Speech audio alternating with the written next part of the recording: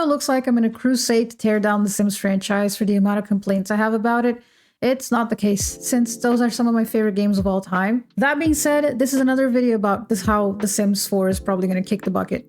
The life simulation genre has been dominated by the Sims franchise, but we've had some good possible contenders, albeit none of them have come to fruition yet.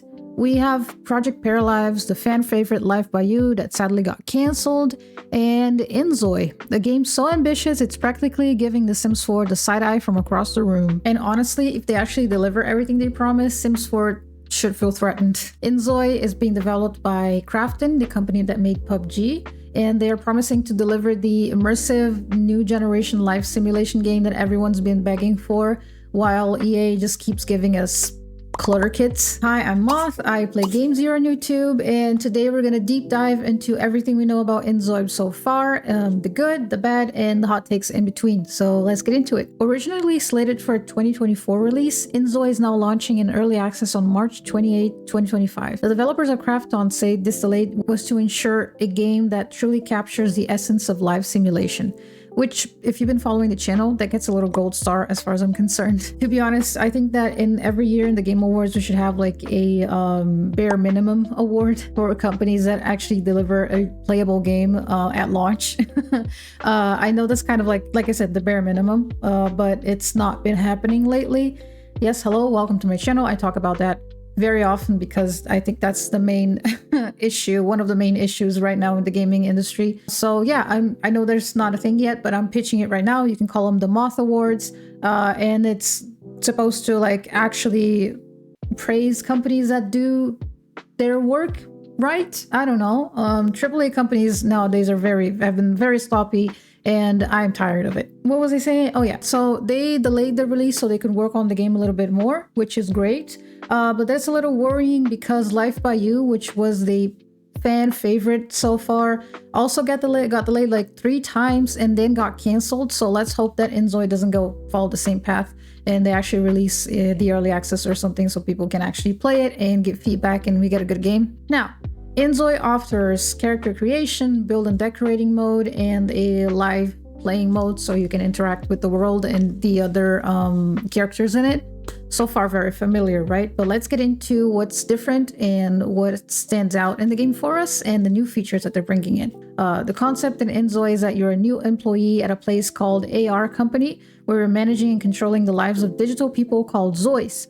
So aside from the usual 3 game modes we're used to in life sims, INZOI allows a lot of extra world settings control, like determining the level of cleanliness, natural disasters, and other factors in a city, along with editing the city decor itself. And actually, if you look at the menu when you're selecting like which world you're picking and which houses and stuff like that, you can see that it's in a tablet in a desk. You can see like a keyboard and a work desk, which I thought was really cute. That actually gives you a whole another layer of immersion into the game because you're playing a life sim game that you know that's actually a game. Like you're controlling a character that is controlling a life simulation game, which is kind of meta, kind of cool. I don't know. I thought it was really interesting. So you can actually control the Zois, the characters with WASD, that's hard to say, as well as the classical like point and click kind of thing. The UI looks really different from The Sims, like the options and the interactions. I thought they looked cute. Some people thought it kind of looked like without personality, but we'll get into it in a little bit. The social element seems to be very alive, so people will be able to spread rumors, spread trends, and spread cults. There's going to be an autosave functionality and difficulty levels for relationship progress. All in all, the game is it's way more customizable and a lot of different layers. So that's going to give like a really cool experience for everyone. And I can already see like the different challenges that are going to come out because the Sims challenges are insane. So if you can actually customize more stuff and more variables into the game, God knows what kind of challenges people are going to create. As far as the graphics go, they use Unreal Engine 5 power graphics. So the cities and the maps and everything looks stunning. And also the character creation looks amazing. It really reminds me of those like glossy, glammy mods, like CC mods for The Sims. So people that actually like that, I personally was never a fan of that kind of aesthetic in The Sims, but I know a lot of people do. So I think a lot of people are really hyped for having the default experience be that. The graphics are stunning, but they're almost Uncanny Valley stunning. We're gonna get into the Uncanny Valley part of the whole game in a little bit. As I mentioned a little bit before, they're gonna bring back the open world kind of gameplay. We've been missing since Sims 3, at least I've been. I like the open world element a lot. And another very curious thing is that they are eliminating the active family mechanics, so you can control any Zoi at any time. That I thought was a bit strange. Like, some people use cheats on The Sims for that, but I think that it kind of removes a little bit of the magic of the spontaneous kind of interactions that you have in The Sims. But it's also an interesting style, so let's keep an eye out for that and see how that changes the actual experience of the game, because the game seems to be a lot more customizable, so there are a lot more variables and a lot more opportunity for random stuff to happen, so maybe that balances it out. For the life mechanics, we are going to have 8 starting needs, so hunger, hygiene, bathroom, fun, social, energy, sleep, and recognition, which I thought was curious. There is like a parallel with the real modern world where everybody's an influencer, everybody has like social media, and everybody needs like those likes and that validation. So I think that's related to that, which is, I thought was funny, but really cool. Drivable cars. Yes, drivable. That sounds really fun. And yes, there are car accidents. You can get into car accidents, and it's not like gruesome car accidents. You can like bump into people's cars and then the people get out of the car and start arguing. It's really realistic, but you can also toggle that off so the Zois can actually drive their cars on their own. So if you want to keep the autonomy, because you don't want to be driving everything all the time. Sometimes you have like controlling a lot of Zois at the same time. You don't want to like waste time on the cars or anything like that. And all in all, with the WASD and the drivable cars and stuff, and the realistic graphics, it's giving me a GTA 5 Sims crossover vibe. I don't know about you. Cleanliness in your house is an important factor, so it's going to influence mood and health and stuff like that. And the levels of cleanliness on like objects and furniture will be visible, so you can start to see stuff getting grimy and dirty if you don't clean up.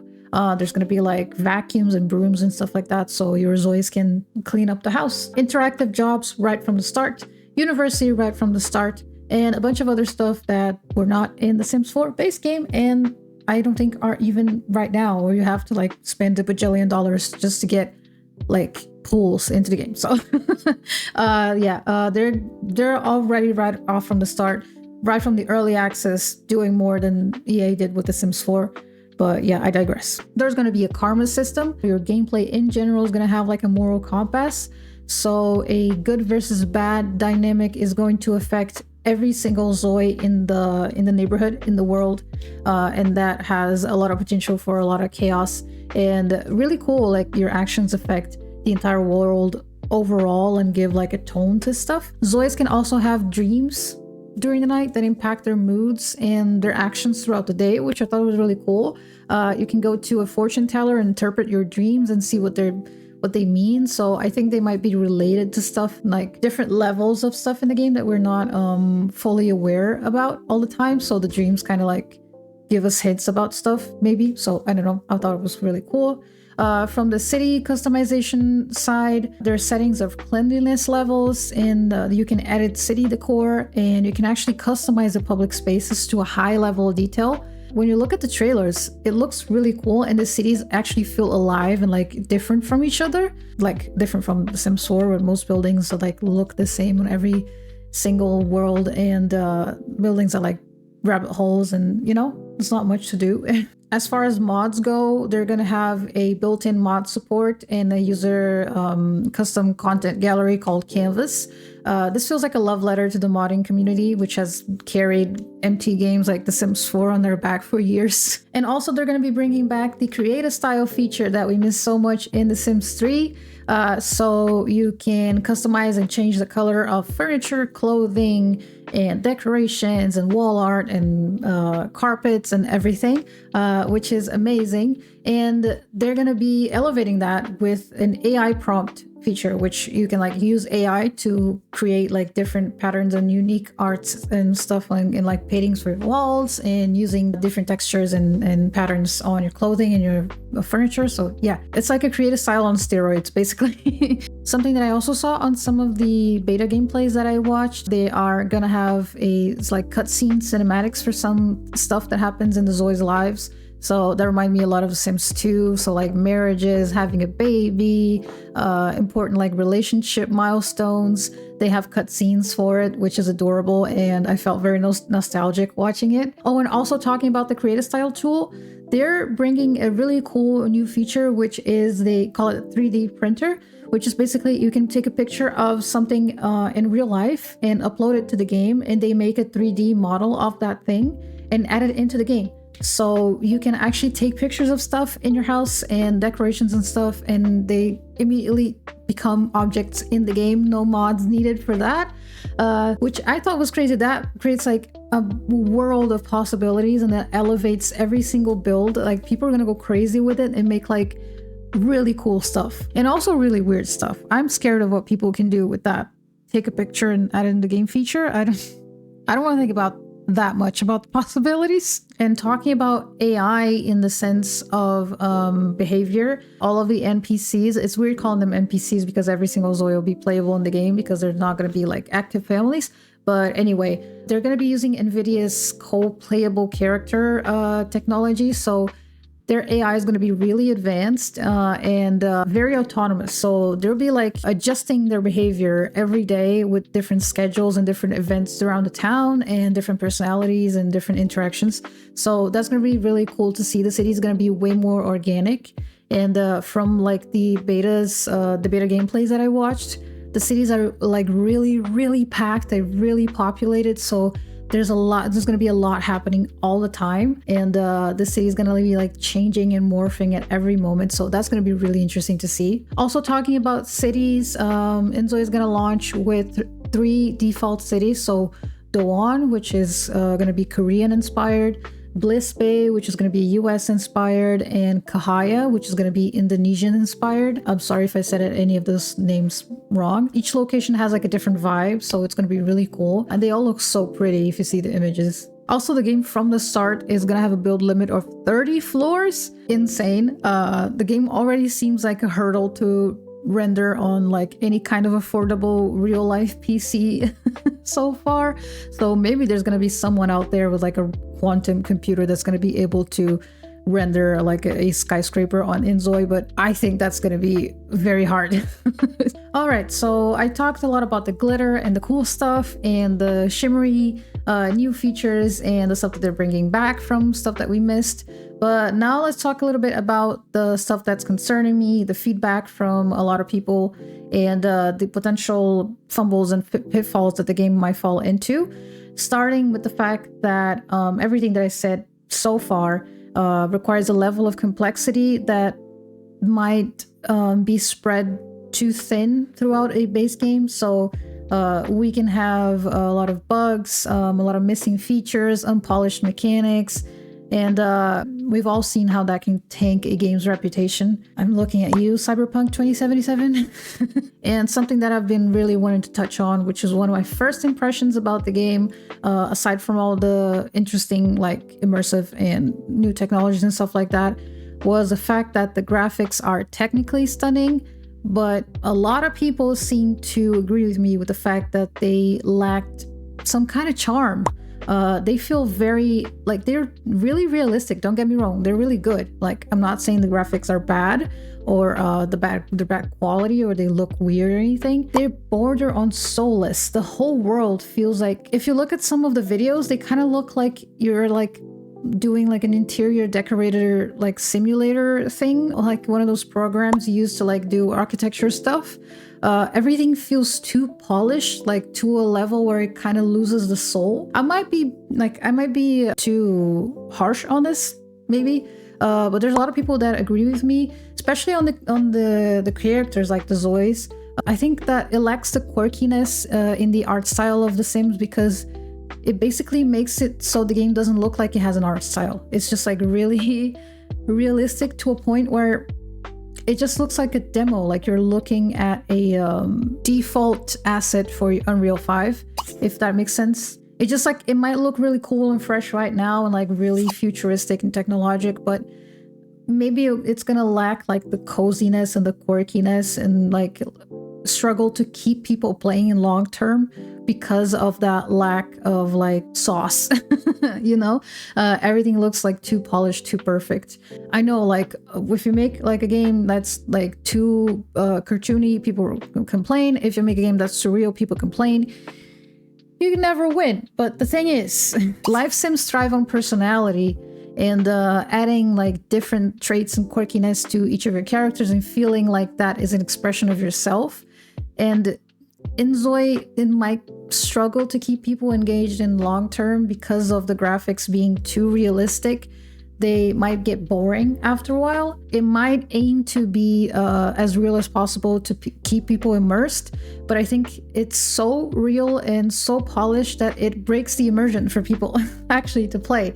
And it might be like something cool and new right now, but that might make people like get bored of the game really quickly because they don't feel like the game has that magic and quirkiness and like fun element as other games like the other competitors might have. Another big criticism I've been seeing when looking up like people's opinions on the game is the fact that there is very poor body diversity. You can't adjust the breast size past B cup, the butts are flat and you can't adjust them, the body itself is not that big, you don't have options to change body types and body sizes.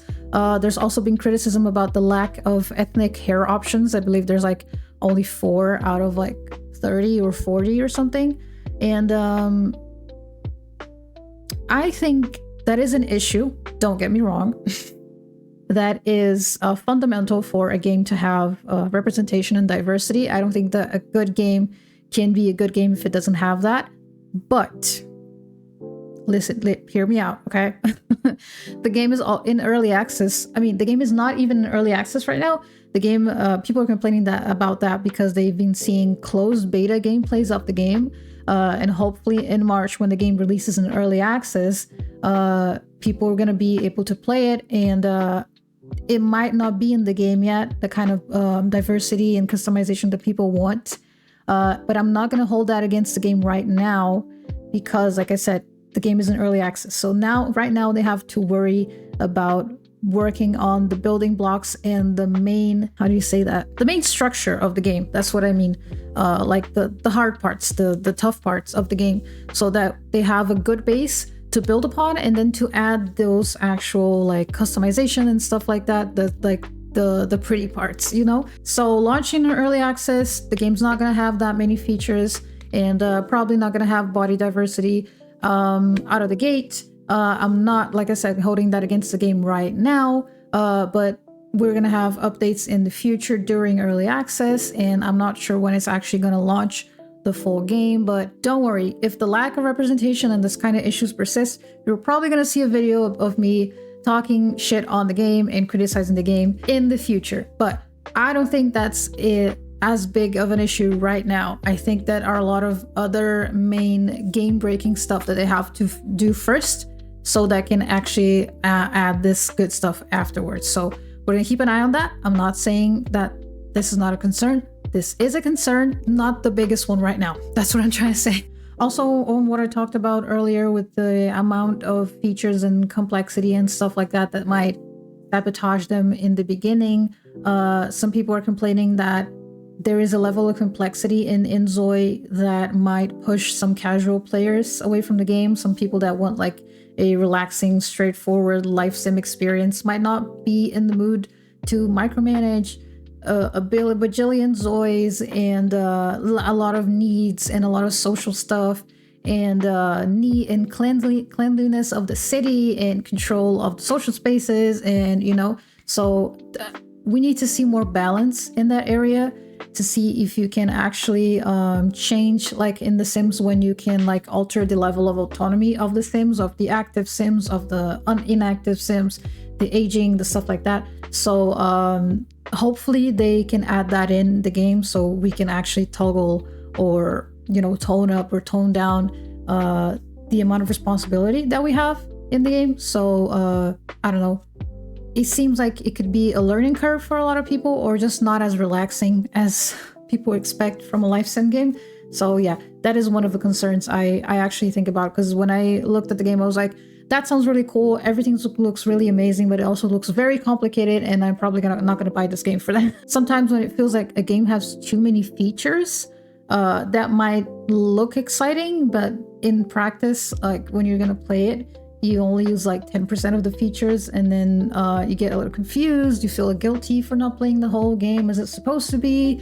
I don't know, talking about my experience, but yeah, that might push some people away from the game. There's also the criticism that they might be setting up unrealistic expectations or too high expectations for the early access launch.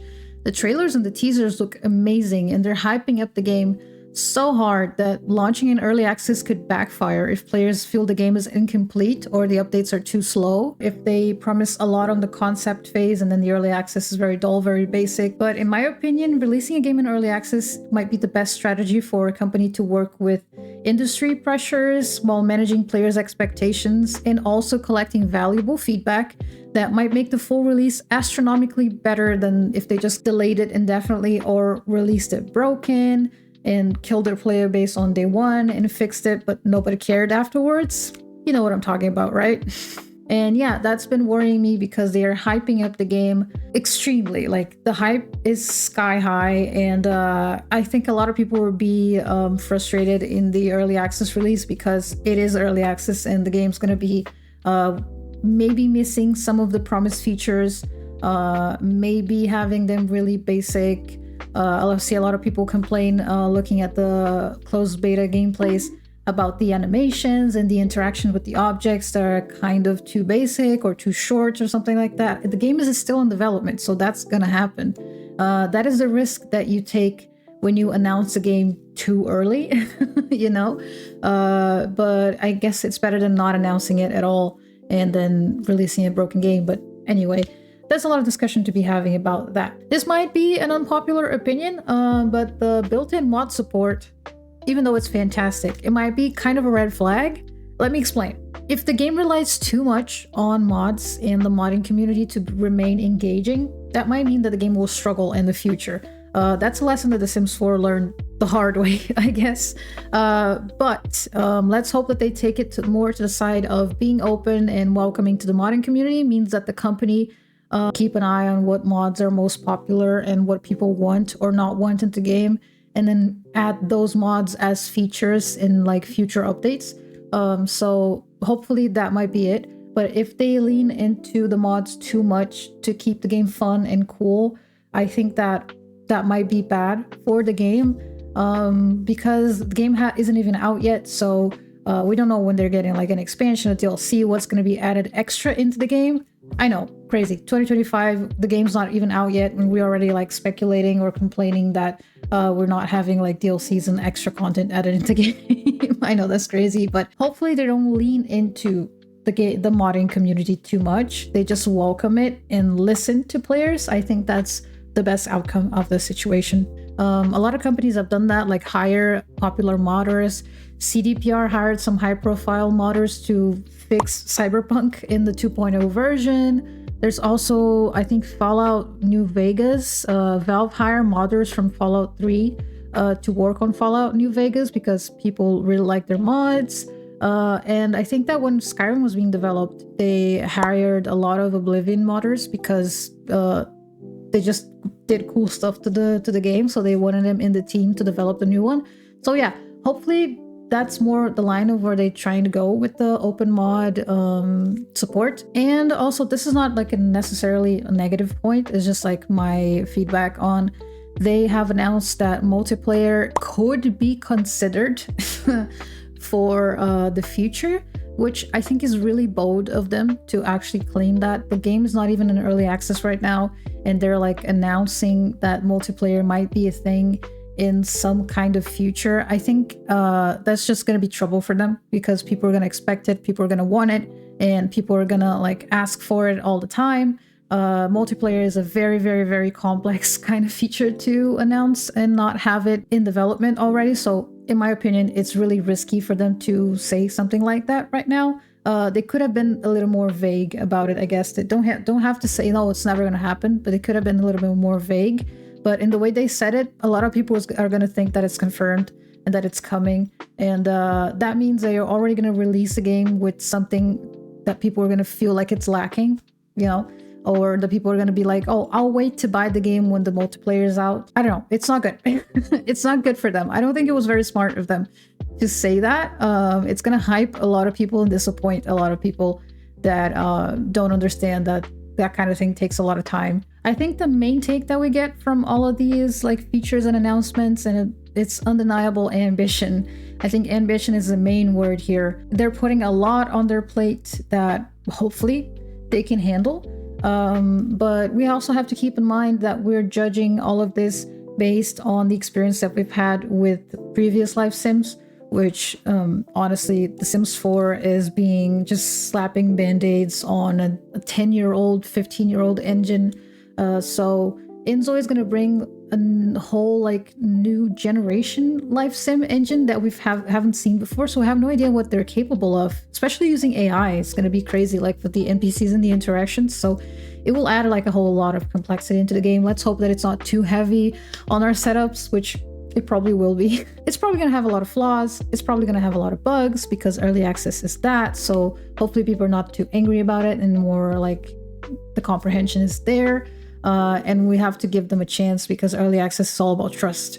And they're trying, I guess. Other games are not there yet. And then Zois is like one of the first ones that's like actually being released, hopefully on March. So yeah, if it's a total fumble and a total chaos, you're damn right, you're damn sure that's going to be a video talking shit on it. Don't worry about it.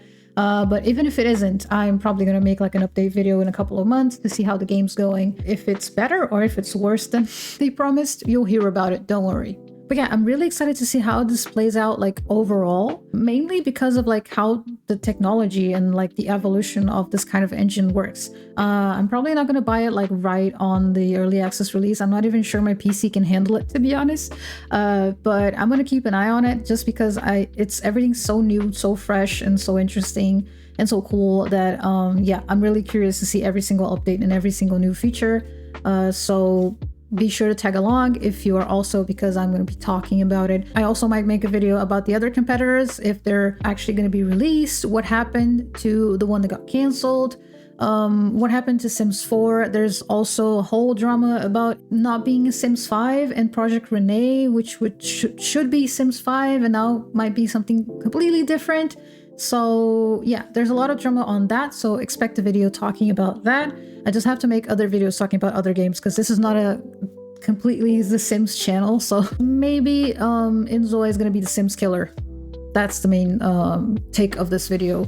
And maybe it's not. Maybe it's going to be so original that it's like a whole different thing, you know? So yeah. I just thought it was really cool and I wanted to talk about it. So if you agree with me, if you disagree with me, if you have any other info that I forgot to talk about in this video, please leave a comment down below. I answer every single comment and I love every single one. Even the ones where you're mean to me, please don't be mean to me. But if you are, I don't care. I just like having conversations. So I'll try to take the best out of it, I guess. If you want to see more about that stuff or about any other games, I talk a lot about gaming news and other games and other game drama. Like this video right here where I talk about dark and darker drama, which is really cool. I talk about Marvel Rivals all the time as well. I made a recent video talking about World of Warcraft housing, player housing. That's really cool and new, and people have been expecting it for years. So yeah, and I also do live streams. I've been playing Total War Warhammer 3 for a while now on live streams, and also doing crochet during those live streams. So it's really random. I play with a couple of friends. And it's really fun, very chaotic. We talk about a lot of weird stuff in the live stream. So if you're interested in that, that's really fun. That's really cool. And if not, just subscribe. It'll make me really happy. And also like this video. Every time you like one of my videos, you get 20% more chance of winning in your next ranked match. Yes, that is science, that is math. Do not question it. That is just the truth. Please leave a comment. Tell me what you think about anything in the world right now. And I will see you in the next video. Thank you so much for watching. Bye bye.